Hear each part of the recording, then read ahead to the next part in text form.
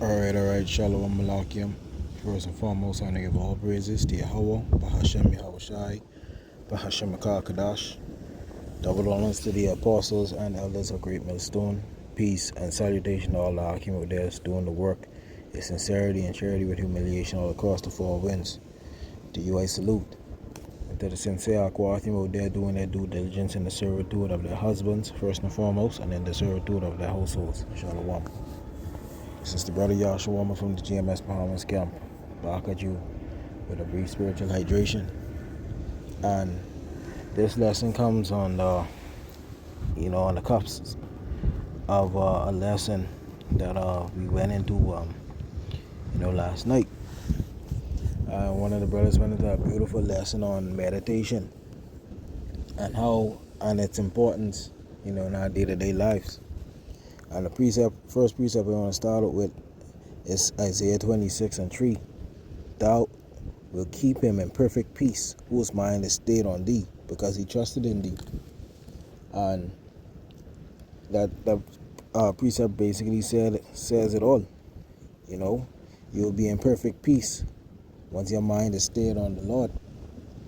Now, when you think of meditation, right? Imagine, let's give an example. Let's say you wasn't meditating as much, or you spent a lot of time occupied with work or worldly things. When you finally decide to meditate, what you will be the first thoughts on your mind? Those worldly things. You see? As opposed to, let's say you occupied in the scriptures, you occupied in prophecies, what do you think would be the first thing on your mind when you go to meditate? That. Now, we live in a body, laden with iniquity, laden with sin. We in sinful flesh, you see? And our soul, yearns for righteousness. Now, the flesh wants what it wants, and sometimes you can't control what your thoughts think about, And oftentimes when you find yourself meditating, you find yourself meditating on the wrong things. Now, the thing about it is that though that may happen, you have to keep the faith and ask the Most High to guide your steps, to guide your thoughts, you see, to be a light in the darkness, amidst all the clutter, amidst all the shit what it is that you're dealing with, you see. Because again, the precept says, thou will keep him in perfect peace, whose mind is stayed on thee, because he trusted in thee.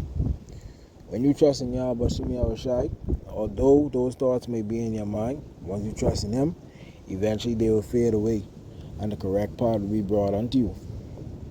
You see?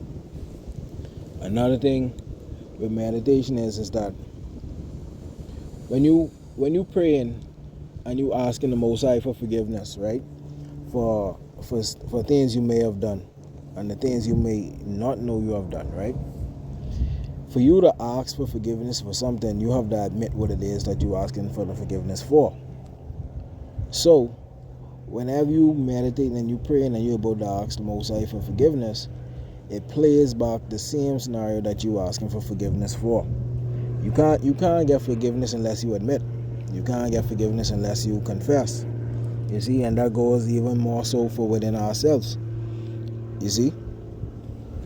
You can't want to seek forgiveness from the Lord and then you lying to yourself. That ain't gonna work.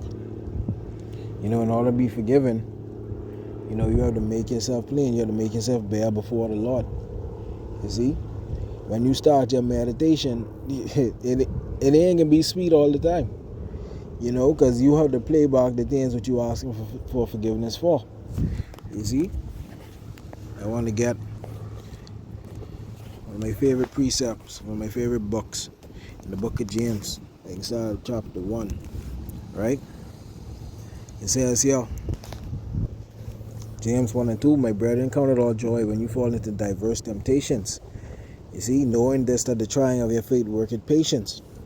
And meditating in your thoughts, the things that come with it, that's a temptation as well. You see? Playing the things back and asking the Most High to forgive you for those things, that within itself is a temptation. That is a form of punishment too. Because there's a saying that says we suffer more in our minds than we do in reality. But that mental suffering has a bigger toll than physical suffering. You see? And verse 3 says, knowing this, that the trying of your faith worketh patience. So when you meditating and those thoughts come before you, those heavy thoughts, when you stick out, when you keep the faith, that worketh patience. That's what helps to build you. You see, because now you're waiting for the Most High to deliver you out of that sad peril. You're asking for the Most High to forgive you. You see, meditation and prayer go hand in hand. You see, you can't expect to do some shit and then pray to the Most High and don't expect to get punished for it.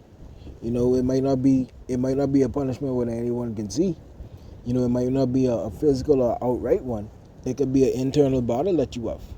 You see, an internal punishment. You see, but if you continue to hold the faith and trust the process and strive unto the truth unto death, you will see that forgiveness is there. The mercy is there.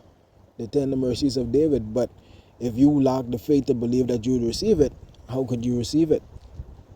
You see, if you're already doubting in yourself, you wavering within yourself that, oh, I ain't gonna be forgiven for this. How you expect to be forgiven for it? You see, faith and works go hand in hand. You can't say you have faith that the Lord will deliver you or forgive you, but then you ain't willing to stick it out. You see? Verse 4 says, but let patience have a perfect work, that ye may be perfect and entire, wanting nothing. You see? So patience, you have to be exercised by patience. You have to go through this shit. You see? When you meditate, you have to go through that initial stage of transparency with yourself. You have to go through that. You have to face those demons. You can't run from them. You have to face them. And have faith in the Lord to deliver you from them. You see? Verse 5, if any of you lack wisdom, let him ask of Yahweh that giveth to all men liberally and upbraid it not, and it shall be given him. You see that? If you need it, ask the Lord for it. You see, and it shall be given to all men liberally, and upbraid it not, and it shall be given to him. So ask. You want forgiveness? Ask for it. You want wisdom? Ask for it. You want discipline? Ask for it. And when you ask for it, the Most High will send what needs to be sent to you in order for you to receive it. A lot of times you ask for something, it ain't just drop inside your lap. You have to work for it. You see? Verse 6 says, let him ask in faith, nothing wavering, for he that wavereth is like a wave of the sea, driven with the wind and tossed. So when you ask the Most High for something, you have to be sure about it. Ain't no wavering about it, ain't no second guessing. Because ain't no room for doubt.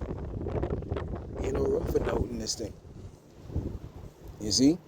Meditation is a very, very pivotal part of our culture, of our day-to-day lives. Sit down and think within yourself and speak to the Lord. Speak to the Lord and ask him to direct you. Let him be the light in the darkness. You see? You should be able to see with your eyes closed the grace and the mercies of the Lord. You see? Verse 7 says, for let not that man think that he shall receive anything of the Lord. So if you're shaky, don't look to receive that from the Lord. If you're wavering, don't look to receive that. You have to be sure on this thing. You have to be sure that you believe that the Most High will deliver you out of anything. But no matter how dark it may be, no matter how heavy it may be, no matter how heavy it may seem, no matter how whatever sense of hopelessness or whatever come upon you, but once you believe and you are faith that the Most High will deliver you, you will be delivered from it. But the trying of your faith worketh patience. So again, whenever you meditate, the initial, and especially if you ain't doing it in a while, the initial meditation may scare you. But don't be afraid of sudden fear. The scripture tell you that. You see? Don't let sudden fear frighten you. Endure it. Walk through the valley of the shadow of death and fear no evil, boy. You see? Walk slow through the flame of adversity. Walk slow through the furnace of adversity. Let it purge you, let it purify you. Endure the hardships. Endure the thoughts may come across your mind, the wicked thoughts may come across your mind. Endure it. Walk through it. Face it. Don't run from it. Meditate through it. Have faith in the Lord.